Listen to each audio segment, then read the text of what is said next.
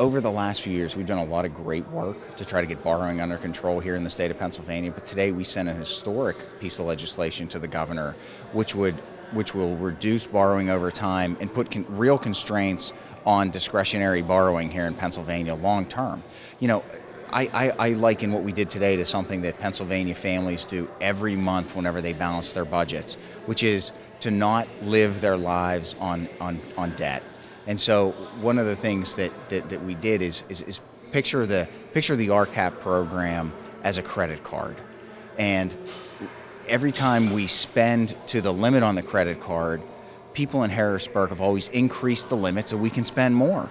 And what this bill does, what this law will do after the governor signs it, is it will require us to pay down our debt, reduce the overall limit long term so that we're not just saddling our children with more and more debt to pay for discretionary projects here in the state. The RCAP program is a program that's used in Pennsylvania to fund some very useful things in our communities, but over the last few years, it's been used to fund things like festivals that have no return to the public good. One of the things we did is we put constraints on what projects qualify for RCAP projects so that there's a return to the taxpayer and it's not just a feel-good project for a politician. We here in the Capitol are tasked with spending somebody else's hard-earned money.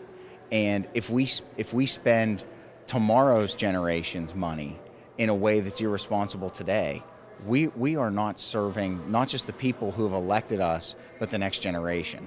And one of the reasons why I got involved in public office to begin with was to make sure that my children have and your children have better opportunities here in Pennsylvania.